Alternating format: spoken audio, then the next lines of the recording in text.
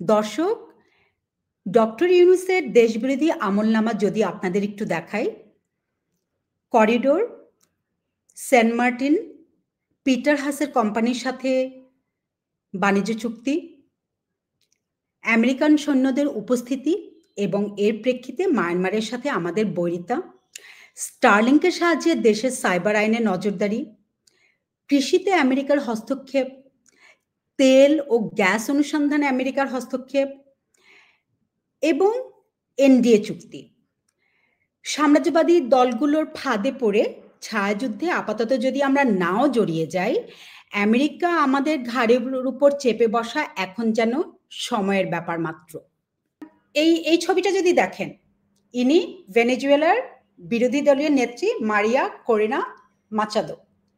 তিনি বহুদিন থেকেই দেশে বিভিন্ন বিদেশি শক্তিকে নিজের পলিটিক্যাল এজেন্ডায় ম্যান্ডেটে নিজের দেশে হস্তক্ষেপ করার আহ্বান জানাচ্ছিলেন। ডোনাল্ড ট্রাম্পের ছেলের সাথে একটা ইন্টারভিউতে তিনি বলছেন যে তোমরা আমাদের দেশে আসো, আমাদের দেশে সৌদি আরবের চেয়েও ইভেন বেশি তেল আছে, তোমরা আমাদের দেশে আসো, আমাদের সরকারকে হটাও, আমাদের সকল শিল্প প্রতিষ্ঠানকে আমরা প্রাইভেটাইজেশন করে দেব, আমরা অনেক বড় ক্ষেত্র তোমাদের জন্য। হ্যাঁ, আমি ইন্টারভিউর লিঙ্কটা আপনাদের এখানে দিয়ে দিলাম, আপনারা একটু দেখে নেবেন।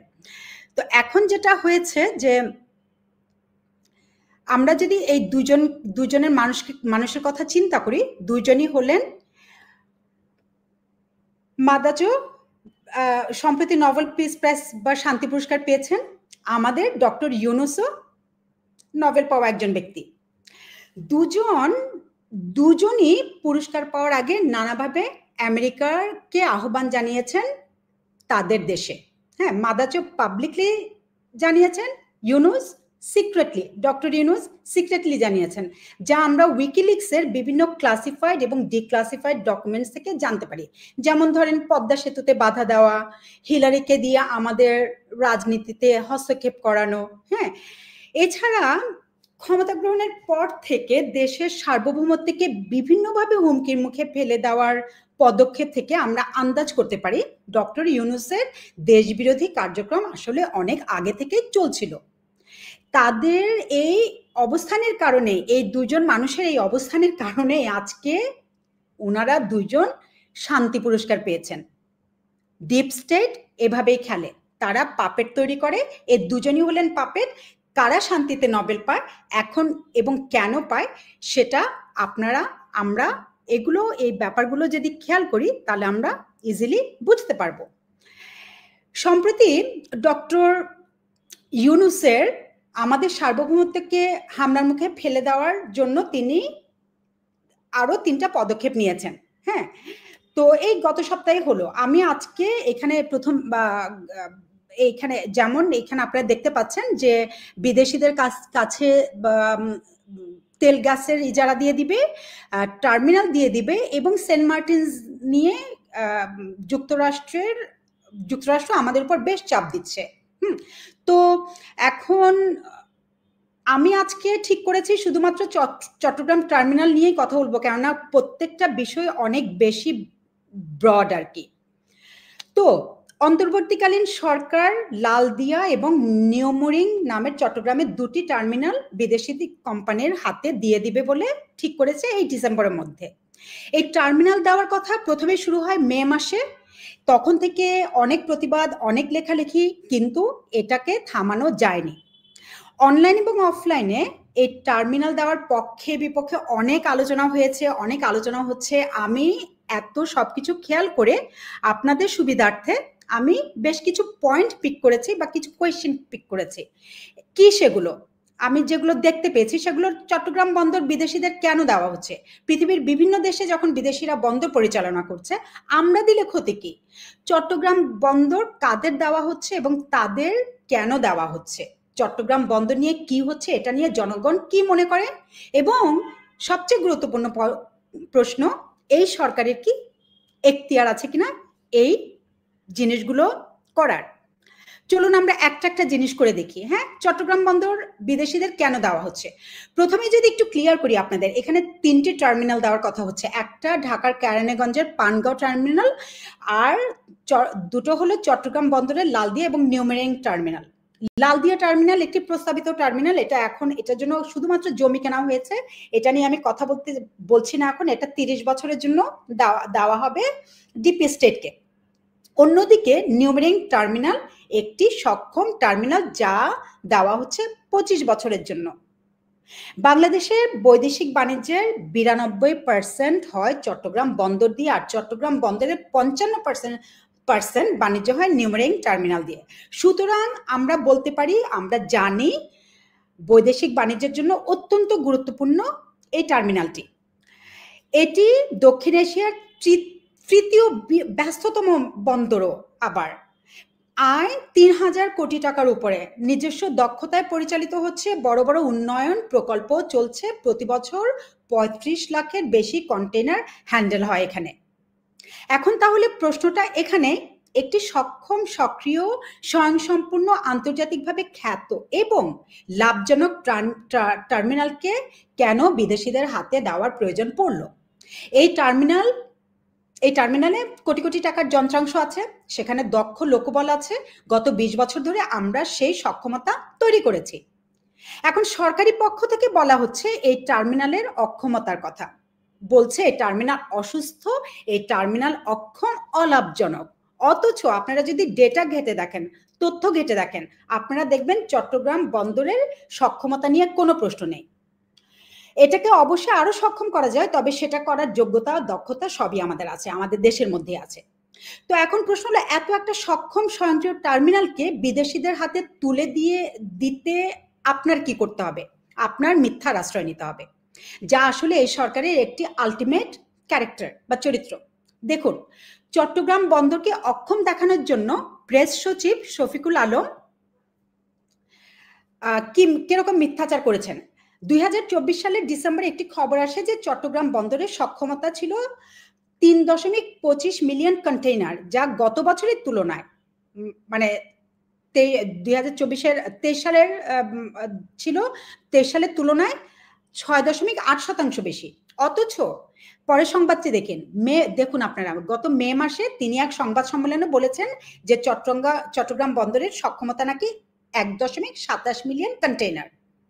এদিকে ডক্টর ইউনূস কি করেছে দেখেন। ডক্টর ইউনূস বলেছেন চট্টগ্রাম বন্দরের হার্টটাই নাকি দুর্বল, হৃৎপিণ্ডটাই দুর্বল। হ্যাঁ, তো নিজের দেশের একটি সফল প্রজেক্টকে দুর্বল করে দেখানোর এই প্রবণতাটা, এই প্রচলনটা, পদক্ষেপটা কারা নেয়? দেশদ্রোহীরা নেয়। কেন নেয়? দেশকে বিদেশি শক্তির হাতে তুলে দেবার জন্য নেয়। হ্যাঁ, এখন আসি আমরা দ্বিতীয় ইস্যুটাতে। পৃথিবীর বিভিন্ন দেশে যখন বিদেশিরা বন্দর পরিচালনায় রয়েছে, আমরা যদি দেই ক্ষতি কি? এই প্রশ্নের জবাব দেওয়ার আগে আমি আপনাদের একটু চট্টগ্রাম বন্দরের ঐতিহাসিক পটভূমিতে নিয়ে যাই, চলেন। বেশ ইন্টারেস্টিং। সমসাময়িক ভূ রাজনৈতিক প্রেক্ষাপটে আমরা জানি যে ইন্দো প্যাসিফিক বাণিজ্যের রাজনীতির কারণে বাংলাদেশ নামক ভূখণ্ডটি বেশ গুরুত্বপূর্ণ হয়ে উঠেছে। এটা আমরা বেশ কয়েকবার আলোচনা করেছি। সে 71 সাল থেকে এখানকার সন্দ্বীপ, কক্সবাজার, সেন্ট মার্টিন, চট্টগ্রাম বন্দর সবকিছুর উপরেই কিন্তু বিদেশি শক্তিদের একটা নজর রয়েছে, লোভ রয়েছে, ঘাঁটি তৈরি করতে তৎপর রয়েছে। কিন্তু এই চট্টগ্রামের গুরুত্ব কিন্তু হঠাৎ করে হয়নি। আপনারা যদি ইতিহাস ঘাটেন, আপনারা দেখবেন চট্টগ্রাম বন্দরের গুরুত্ব ছিল সেই 9ম শতক থেকে। হ্যাঁ, এটা আরব বণিকদের বাণিজ্য কেন্দ্র ছিল। 15 শতকে ইউরোপীয়দের আগমন ঘটে এখানে, এবং এর ফলে এর গুরুত্ব বেড়ে যায়। এবং পর্তুগিজরা 15 সালগুলো খেয়াল করবেন, 1517 সালে এবং 1527 সালে দুইবার চট্টগ্রাম বন্দর তারা দখল করার চেষ্টা করে, তারা ব্যর্থ হয়। পরে 1666 সালে শায়েস্তা খান চট্টগ্রাম বন্দর মোগল শাসনে নিয়ে আসেন। ইস্ট ইন্ডিয়া কোম্পানি 1685 ও 1689 সালে দুইবার চট্টগ্রাম বন্দর দখল করার চেষ্টা চালায়, ব্যর্থ হয়, এবং ব্যর্থ হয়ে তারা রাগ করে কলকাতায় একটা জনমানবহীন জায়গায় তাদের ঘাঁটি স্থাপন করে, যা পরবর্তীতে তাদের ঔপনিবেশিক সাম্রাজ্যের কেন্দ্রে পরিণত হয়। সুতরাং চট্টগ্রামের উপর সাম্রাজ্যবাদীদের লোভ ঐতিহাসিকভাবে প্রমাণিত সত্য। এই ছোট ইতিহাসটা আমি আপনাদের এই কারণে জানালাম যে চট্টগ্রামের উপর পশ্চিমাদের নজর বহুদিন থেকে, এখানে তারা ঢোকার চেষ্টা করবে। এখানে আমি কেবল সেটাকে আমার ভূ রাজনৈতিক জায়গাটাকে আমি কিভাবে হ্যান্ডেল করব এবং কিভাবে হ্যান্ডেল করলে সেটা আমার জন্য সুফল আনবে নাকি কুফলতা আনবে, সেটা আমার উপর নির্ভর করবে। আমি শেখ হাসিনার একটা উক্তি বলছিলাম, আপনারা অনেকেই বুঝতে পারছেন মনে হয়, তাই না?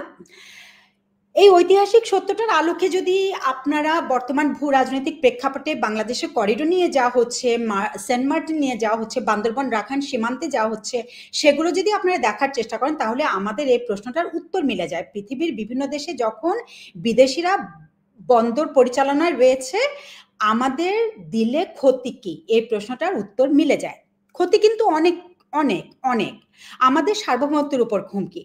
এই অঞ্চল এখন যুক্তরাষ্ট্রের ইন্দো প্যাসিফিক কৌশলের অংশ, যেখানে চীন ভারতকে দমনের পন্থা রয়েছে। যে কোম্পানিকে দেওয়া হচ্ছে ডিপি ওয়ার্ল্ড শুধু একটা কোম্পানি না, এটা আমেরিকার মদতপুষ্ট একটা কোম্পানি। এই টার্মিনালের ভার যখন তাদের হাতে থাকবে, সেখানে কি যুদ্ধজাহাজ আসছে নাকি অস্ত্র আসছে, কোন কোন দেশের যুদ্ধজাহাজ আসছে, কোন অস্ত্র কোথায় যাচ্ছে, সেগুলো মনিটর করার দায়িত্ব কি আমাদের হাতে থাকবে? এই বন্দরকে মার্কিন মিলিটারি কি নেভাল বেস হিসেবে ব্যবহার করতে পারে? শেখ হাসিনা কিন্তু এই কথাগুলোই বহুদিন বহু বছর ধরে বলে যাচ্ছেন। একটু ইস্ট ইন্ডিয়া কোম্পানির কথা আপনাদের স্মরণ করিয়ে দেই, একটু ব্রিটিশ ঔপনিবেশিকতার কথা স্মরণ করিয়ে দেই। মনে আছে কিভাবে তারা আস্তে আস্তে এই উপমহাদেশে ঢুকেছিল? তারপর সেই সমৃদ্ধশালী ভূখণ্ডটি কি হয়েছিল? বর্তমানে বাংলাদেশের সার্বভৌমত্বকে ঘিরে যা হচ্ছে, সেটার সাথে কি সেই সময়টার কোনো মিল খুঁজে পান? আগে ছিল দখলদারিত্ব, সেই পুরনো কৌশল নতুন মোড়কে এসেছে ইজারা নামে। ধরতে পারছেন কিছু? ব্রিটিশ কলোনির জায়গায় কি ইউএস কলোনি হতে যাচ্ছে?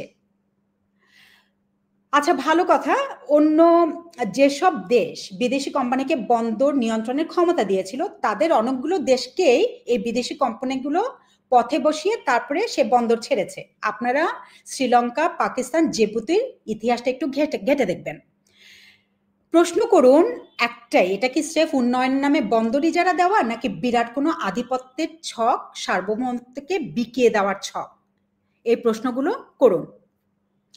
3 নাম্বার ইস্যু, চট্টগ্রাম বন্দর কাদের দেওয়া হচ্ছে, কাকে দেওয়া হচ্ছে? বন্দর দেওয়া হয়েছে ডিপি ওয়ার্ল্ড নামের একটি বৈশ্বিক পোর্ট ও লজিস্টিক্স কোম্পানিকে, যার সদর দপ্তর হলো দুবাইতে। বর্তমানে এটি 60টিরও বেশি দেশে কাজ করে, 137টি টার্মিনাল পরিচালনা করে, যার মধ্যে 94টি সমুদ্র বন্দর আছে। হ্যাঁ, এখন ডক্টর ইউনূস বলেছিলেন এক সময় যে আমরা বেস্ট মানুষকে আমাদের বন্দরের দায়িত্ব দিব, কিন্তু আপনি যদি একটু গুগল করেন, আপনি দেখবেন যে বন্দর ব্যবস্থাপনায় পৃথিবীর সেরা প্রতিষ্ঠানগুলোর তালিকায় ডিপি ওয়ার্ল্ড নেই। আমি এখানে কিছু ইনফরমেশন দিয়েছি আপনাদের, এই রিপোর্টটাতে আপনারা যদি যান 24-25 ফোরকাস্ট, আপনারা দেখবেন যে শীর্ষ 11টি গ্লোবাল টার্মিনাল অপারেটরের মধ্যে ডিপি ওয়ার্ল্ডের স্থান রয়েছে 6তম জায়গায়।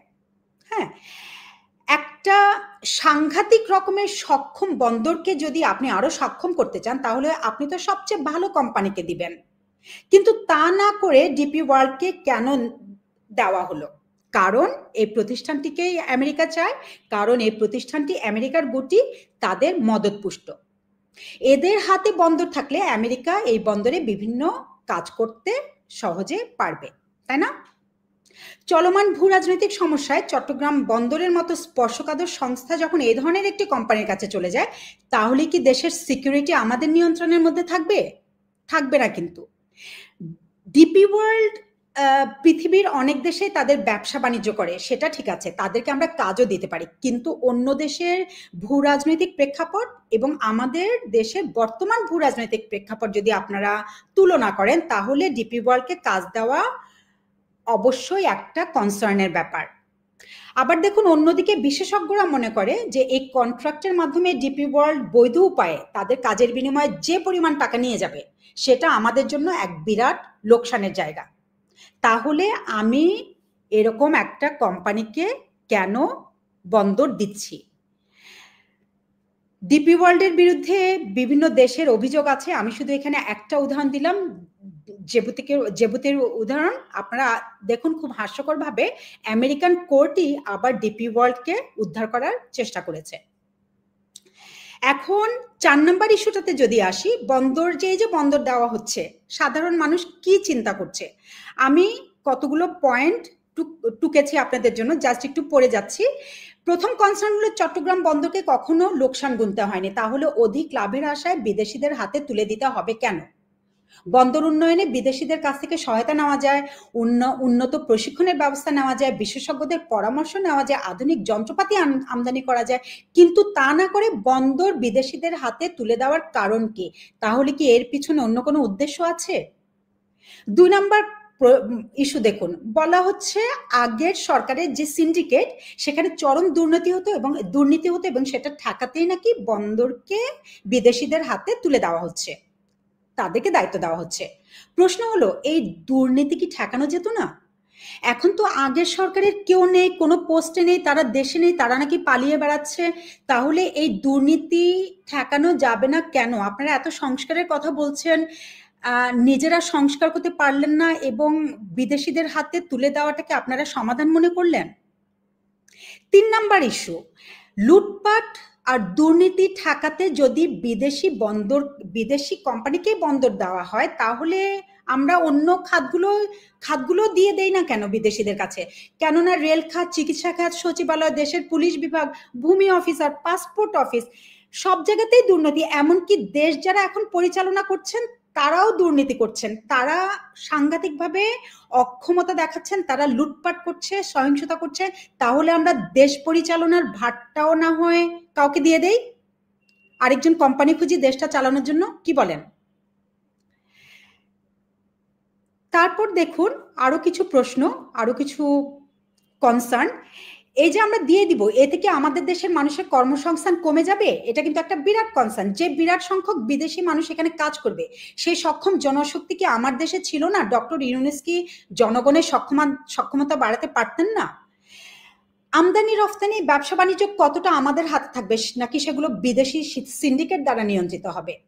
এই যে বিদেশি কোম্পানির সাথে আমাদের চুক্তি, এই চুক্তি ভবিষ্যতে কি আরো নানা ধরনের শর্ত নিয়ে হাজির হতে পারে?